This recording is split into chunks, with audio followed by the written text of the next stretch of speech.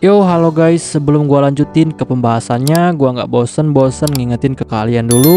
Yuk dukung dulu channel ini dengan pencet tombol subscribe dan loncengnya di bawah ini agar kalian tidak ketinggalan update dari channel ini. Dan juga like dan share ke kawan-kawan kalian biar di channel ini semakin dikenal banyak orang.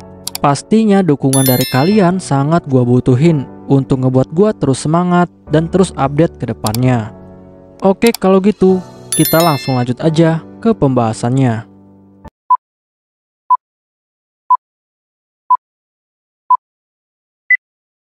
Yo, halo guys, di video gue kali ini gue bakal ngebahas light novel Isekai wa Smartphone Totomoni volume ke-7 chapter ke-5. Di chapter ini bakal dibahas tentang pertempuran Toya melawan kerajaan Yulong bagian ketiga. Untuk kalian yang belum nonton chapter sebelumnya, silahkan ditonton terlebih dahulu. Saat Toya sedang sangat panik karena kemunculan pasukan frase di kerajaan Yulong, tiba-tiba saja ada seseorang yang memanggil dirinya. Dan Toya yang mendengar hal itu, dia pun langsung berbalik. Tetapi saat Toya melihat orang itu, ternyata orang itu adalah Ende. Lalu Toya bertanya kepada Ende, kenapa Ende bisa ada di sini? Dan Ende pun lalu menjawab. Ende bilang kepada Toya bahwa dia sebelumnya telah merasakan jika ada banyak sekali inti core dari frase yang telah dihancurkan oleh seseorang. Sehingga hal ini membuatnya sangat penasaran, siapakah orang yang telah membunuh banyak frase. Dan dia tidak menyangka jika ternyata Toya lah yang telah mengalahkan semua frase ini. Lalu setelah itu, Ende pun langsung melihat ke arah frame gear. Dan Ende lalu bertanya kepada Toya, apakah Toya yang telah membuat semua alat ini? Tetapi Toya tidak langsung menjawabnya. Dan malahan Toya bilang kepada Ende jika saat ini ada masalah yang lebih serius. Dan masalah itu adalah telah munculnya ribuan frase di seluruh wilayah kerajaan Yulong. Tetapi Ende dengan santai, dia pun lalu bilang kepada Toya. Ende bilang kepada Toya bahwa pembatas dunia ini telah retak dan juga rusak, sehingga para frase bisa masuk ke dunia ini. Dan pembatas yang rusak itu kebetulan ada di wilayah kerajaan Yulong. Toya yang mendengar hal itu, dia pun akhirnya mulai mengerti. Lalu Toya bertanya kepada Ende, apakah ada cara yang bisa mereka lakukan untuk bisa membunuh frase dengan sangat cepat? Ende yang mendengar itu, dia pun lalu menjawab. Ende bilang kepada Toya bahwa dia sebenarnya tidak tahu apakah ada suatu cara yang bisa membunuh frase sekaligus. Tetapi yang dia tahu bahwa mereka bisa memancing para frase untuk berkumpul di suatu tempat dan menyerang mereka sekaligus. Dan cara yang bisa mereka gunakan untuk memancing para frase adalah dengan membuat suara raja frase. Toya yang mendengar hal itu, dia pun akhirnya mengerti. Tetapi Toya lalu bertanya kepada Ende, bagaimana mereka bisa membuat suara raja frase? Dan Ende pun lalu menjawab. Ende bilang kepada Toya bahwa sebenarnya dia bisa membuat suara palsu dari raja frase untuk bisa memancing semua frase menuju ke tempat mereka. Lalu setelah itu, Toya dengan sedikit gugup, dia pun lalu bertanya kepada Ende, apakah benar Ende bisa memancing para frase untuk mengumpulkan mereka? Dan Ende pun dengan sangat yakin bilang kepada Toya. Ende bilang bahwa dia pasti bisa melakukannya karena dia memiliki sebuah item yang bisa membuat gelombang suara seperti raja frase. Bahkan suara yang dihasilkan oleh item itu sangat mirip dengan raja frase dan sangat sulit dibedakan dengan yang asli. Tetapi saat Toya ingin meminta item itu kepada Ende, Ende malah dengan licik bilang kepada Toya. Ende bilang bahwa dia tidak bisa berbagi item ini kepada Toya. Tetapi jika Toya mau item ini, maka Toya harus menukarnya dengan salah satu frame gear milik Toya. Toya yang mendengar hal itu, dia pun lalu berpikir sejenak. Dan setelah beberapa pertimbangan, Toya pun lalu bertanya kepada Ende. Toya bertanya, apakah Ende bisa berjanji untuk tidak menggunakan frame gear ini untuk tujuan yang lain, selain untuk melawan para frase. Ende yang mendengar hal itu, dia pun lalu bilang kepada Toya. Ende bilang bahwa dia berjanji kepada Toya bahwa dia tidak akan menggunakan frame gear ini untuk tujuan yang lain. Dan Toya bisa mempercayainya. Toya yang mendengar hal itu, dia sebenarnya masih sangat ragu kepada Ende. Karena sampai saat ini, Toya masih belum tahu apa tujuan Ende meminta senjata Frame Gear. Bahkan sampai saat ini Toya tidak tahu apakah Ende itu adalah musuh atau teman. Lalu setelah itu, Toya pun dengan tegas bilang kepada Ende. Toya bilang, apabila nantinya dia memberikan salah satu Frame Gear kepada Ende, maka Ende tidak boleh membiarkannya dicuri ataupun dijual kepada negara manapun. Dan jika hal itu terjadi, maka dia tidak akan membiarkannya. Ende yang mendengar hal itu, dia pun dengan tegas selalu menjawab. Ende bilang kepada Toya bahwa dia tidak akan melakukan hal itu. Dan jika Toya memberikannya Frame Gear, maka dia juga akan berjanji bahwa dia akan membantu Toya untuk mengalahkan para Frase yang saat ini sedang menyerang. Dan setelah Toya mempertimbangkan hal ini, Toya pun akhirnya setuju untuk menukarkan salah satu Frame Gear kepada Ende. Sedangkan Ende, dia akan memberikan item suara Raja Frase sebagai imbalannya. Lalu setelah itu, Toya pun langsung mengambil satu set Frame Gear tipe terbaru, yaitu tipe Dragon Knight. Dan Toya langsung memberikannya kepada Ende. Lalu Toya bilang kepada Ende, jika tipe Frame Gear ini adalah Frame Gear yang memiliki kemampuan khusus di bidang kecepatan. Dan Frame Gear ini bernama Frame Gear Dragon Knight atau Kesatria Naga. Ende yang mendengar hal itu, dia pun menjadi sangat senang. Bahkan Ende bilang kepada Toya jika Frame Gear ini terlihat sangat keren dengan warna merah. Lalu setelah itu, Ende pun langsung memberikan item suara Raja Frase kepada Toya. Dan dia pun dengan cepat langsung melompat untuk naik ke Frame Gear miliknya. Tetapi di sini, ternyata Ende sangat mahir menggunakan Frame Gear tipe Dragon Knight. Padahal sampai saat ini, di kerajaan Brunhild, belum ada satu orang pun yang bisa menggunakan Frame Gear jenis ini. Dan hal ini membuat Toya sangat terkejut. Bahkan Ende dengan bangga bilang kepada Toya jika dia sangat cocok dengan Frame Gear jenis ini. Dan setelah itu, Ende pun bertanya kepada Toya, kenapa Frame Gear miliknya ini tidak memiliki senjata, padahal Frame Gear yang lainnya memiliki senjata. Dan Toya pun lalu menjawab. Toya bilang kepada Ende bahwa senjata untuk Frame Gear jenis ini belum selesai dia buat. Karena Frame Gear jenis ini tidak memiliki kekuatan yang cukup untuk bisa mengangkat senjata yang berat, sehingga dia akan membuatkannya senjata yang terbuat dari material Frase, karena beratnya akan lebih ringan. Lalu setelah itu, Toya pun langsung menggunakan material Frase dari semua Frase yang berhasil mereka kalahkan di peperangan ini. Dan material ini akan digunakan oleh Toya untuk membuatkan senjata Frame Gear milik Ende menggunakan sihir modeling. Dan ternyata di sini, Toya membuat dua pedang kembar untuk digunakan Frame Gear tipe Dragon Knight. Dan setelah senjata itu selesai dibuat, Toya pun langsung memberikannya kepada Ende. Lalu setelah itu, Ende pun bilang kepada Toya. Ende bilang bahwa sesuai perjanjian dengan Toya, maka dia akan membantu Toya untuk mengalahkan para Frase itu, dan dia akan segera berangkat. Tetapi saat Ende ingin segera berangkat, Toya pun lalu bertanya kepada Ende bagaimana dia bisa menggunakan item suara Raja Frase. Lalu Ende langsung menjelaskan kepada Toya. Ende bilang bahwa untuk mengeluarkan suara Raja Frase dari item itu, maka Toya hanya perlu menghancurkannya. Dan setelah Ende pergi, Toya pun langsung menuju ke kerajaan Brunhild, karena Toya ingin memberitahu semua orang tentang invasi para Frase di kerajaan Yulong. Tetapi ternyata saat Toya menceritakan semuanya kepada mereka, ternyata hal itu malah menimbulkan ketegangan yang lumayan besar dari semua orang, terutama Yamagata dan juga Baba. Karena ini adalah pertama kalinya bagi mereka berdua mendengar adanya makhluk dari dunia lain yang bernama Frase. Lalu Kosaka bilang kepada Toya. Kosaka bilang bahwa jika mereka tidak segera melakukan tindakan, maka dia khawatir kejadian zaman dulu akan terulang kembali. Dan Kosaka juga dengan ragu, dia pun lalu bertanya kepada Toya, apakah Toya berencana untuk membantu kerajaan Yulong dalam menyelamatkan rakyat mereka. Lalu Toya dengan tenang bilang kepada Kosaka bahwa jika dia mampu melakukannya, pasti dia akan melakukannya. Karena saat ini hanya mereka lah yang memiliki kekuatan untuk bisa melawan para frase. Tetapi Kosaka langsung menentang hal itu. Kosaka bilang kepada Toya bahwa sebenarnya kerajaan Brunhild tidak perlu mempertaruhkan hidup mereka untuk membantu kerajaan Yulong. Karena kerajaan Yulong sendiri tidak memiliki hubungan baik dengan kerajaan Brunhild.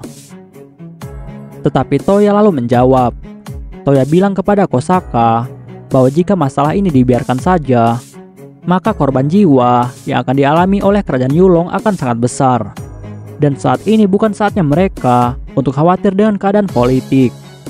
Dan menurutnya, mereka saat ini harus membantu kerajaan Yulong sebagai sesama manusia. Kosaka yang mendengar itu, dia pun masih tidak setuju. Bahkan Kosaka bilang kepada Toya, jika dia tahu jika Toya itu adalah seorang pemimpin yang sangat baik. Tetapi tetap saja, mereka seharusnya tidak membantu negara musuh.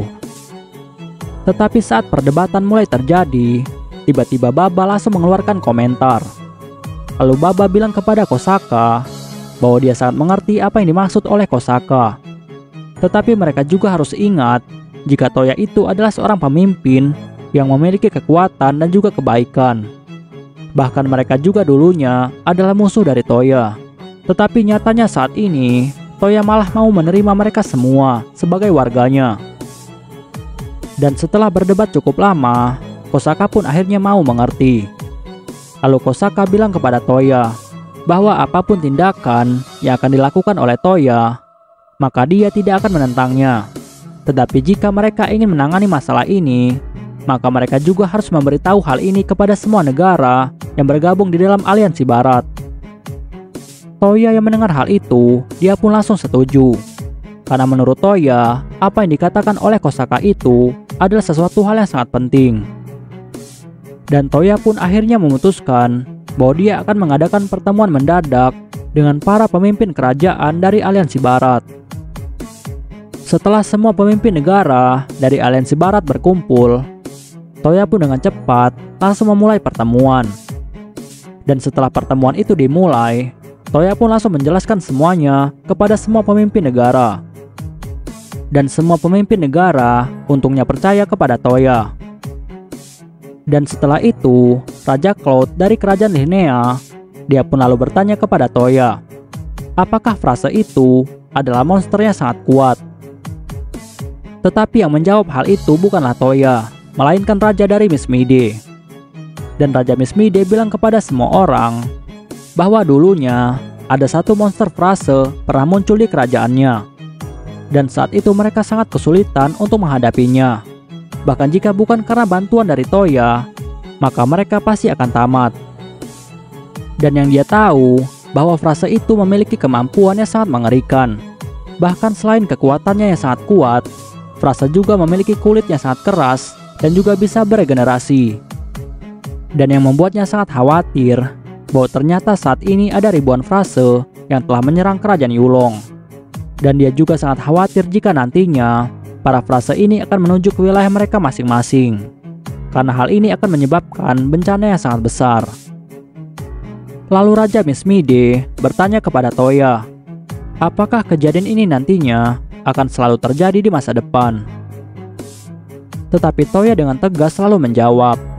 Toya bilang kepada semua orang bahwa dia bisa menjamin jika invasi para frase ini dalam jumlah yang sangat banyak hanya akan terjadi sesekali saja. Dan untuk kemunculan mereka normalnya hanyalah dalam jumlah yang kecil. Tetapi yang dia tahu bahwa di masa depan nantinya akan ada invasi para frase dalam jumlah yang sangat besar. Tetapi untuk waktu tepatnya dia belum bisa memastikannya. Lalu setelah itu, Toya menampilkan rekaman video dari penyerangan para frase di kerajaan Yulong kepada semua pemimpin negara. Dan hal itu membuat para pemimpin negara sangat terguncang. Dan dengan sangat gugup, Raja Rifrise pun bertanya kepada Toya, bagaimana keadaan ibu kota dari kerajaan Yulong, yaitu kota Shanghai. Dan Toya pun dengan terpaksa langsung memberitahu mereka semua. Toya bilang bahwa kota Shanghai saat ini sudah menjadi tempat berdarah karena pembantaian para frase.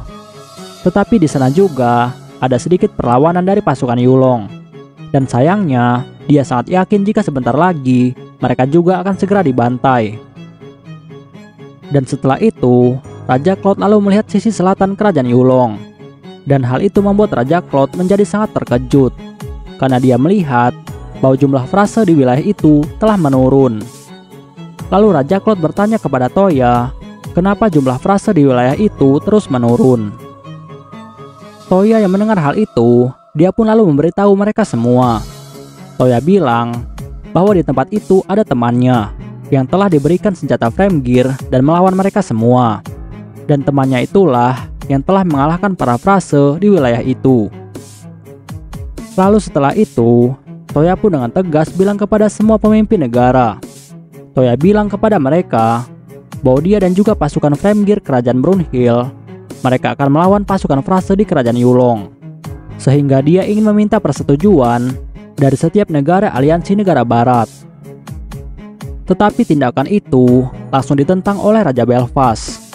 Dan Raja Belfast bilang kepada Toya bahwa hal itu sangatlah berbahaya, karena Toya saat ini hanya memiliki sekitar 100 pasukan saja. Sehingga hal itu harus mewajibkan jika setiap orangnya, maka dia harus bisa membunuh 100 frase atau lebih. Dan hal itu tidaklah masuk akal. Tetapi Toya lalu menjawab. Toya bilang kepada semua orang bahwa flame gear memiliki tingkat keamanan yang sangat kuat untuk sang pilot. Karena jika sistem mendeteksi kerusakan dari flame gear, maka pilot itu akan langsung dipindahkan ke tempat yang aman secara otomatis. Tetapi hal ini tidak berguna jika flame gear terkena serangan fatal yang mendadak, dan kematian juga tidak akan bisa dihindari. Lalu setelah itu, pemimpin kerajaan Ramis, yaitu Paus Elias, dia pun langsung mengajukan bantuan pasukannya untuk membantu kerajaan Brunhild. Dan Paus Elias bilang kepada Toya bahwa dia akan mengirimkan pasukan Temple Knight yang telah belajar simulasi flame gear untuk menjadi bala bantuan. Dan tidak lama setelah itu, Raja Mismide, Raja Belfast, Kaisar Regulus, Raja Rifrise, dan juga Raja Linnea, mereka juga setuju untuk membantu. Lalu Raja Belfast bilang kepada Toya bahwa mereka juga kali ini akan ikut andil di dalam peperangan, karena mereka ingin memanfaatkan kelemahan dari kerajaan Yulong saat ini untuk membuat kerajaan Yulong berhutang budi kepada mereka. Dan mereka juga ingin pasukan kerajaan mereka mendapatkan pengalaman peperangan dengan melawan para frase. Tetapi setelah itu, para raja pun akhirnya mulai membahas tentang keadaan setelah masalah ini selesai. Karena mereka sangat khawatir jika nantinya kerajaan Yulong mulai melemah, maka kerajaan tetangga akan mulai menyerang. Dan jika hal itu terjadi, maka mereka akan menggunakan wilayah kerajaan Brunhild yang ada di perbatasan kerajaan Hanok sebagai basis perlawanan. Dan jika dilihat saat ini, ada 6 kekuatan besar yang berpotensi untuk melakukan serangan kepada kerajaan Yulong. Dan mereka itu adalah kerajaan Hanok, kerajaan Iblis Senoah, kerajaan Nokia, kerajaan Falsen, kerajaan Rotmer, dan juga wilayah Isen. Dan akan sangat sulit bagi kerajaan Yulong untuk bisa melawan mereka semua saat ini. Tetapi Toya lalu bilang kepada mereka semua bahwa dia menyerahkan masalah ini kepada mereka. Dan untuk menangani masalah frase, maka dia akan mengirimkan beberapa flame gear ke setiap negara sekutu. Dan masing-masing negara aliansi akan menerima 20 flame gear tipe Cavalier, 18 flame gear tipe Heavy Knight, dan 2 flame gear tipe komandan, yaitu Baron Knight. Dan total pasukan aliansi yang akan bergabung melawan frase sekitar 210 pasukan. Dan setiap negara harus mengirimkan pilot yang unggul. Dan setiap satu prajurit, maka mereka harus bisa membunuh minimal 50 frase. Lalu Toya juga menjelaskan semua rencananya kepada para pemimpin. Toya bilang bahwa dia akan mengumpulkan para frase di suatu tempat menggunakan suatu item. Dan setelah semua frase berkumpul, maka mereka akan memulai pertempuran. Lalu Paus Elias bertanya kepada Toya, apakah Toya tidak akan terjun langsung di peperangan ini? Dan Toya pun lalu menjawab bahwa dia hanya akan menjadi pasukan pembantu, dan tugasnya adalah untuk mengawasi keadaan dari atas langit menggunakan sihir terbang. Dan dia juga akan melawan para frase yang bisa terbang. Dan setelah itu, pertemuan pun akhirnya selesai. Dan Toya pun lalu mengantarkan semua pemimpin negara ke negara mereka masing-masing. Dan Toya juga memberikan mereka waktu 1 jam untuk memilih pilot unggulan mereka dan mengirimkannya ke medan perang. Oke guys, pembahasan kita di chapter kali ini selesai sampai di sini dulu. Dan kita bakal lanjut lagi di chapter selanjutnya. Gua nggak bosan-bosan ingetin ke kalian untuk dukung channel ini dengan pencet tombol subscribe, like, share ke kawan-kawan kalian biar channel ini semakin dikenal banyak orang. Dan untuk kalian yang ingin mendukung channel ini dengan berdonasi, silahkan cek link donasinya yang ada di deskripsi. Oke guys, see you next time. Bye bye.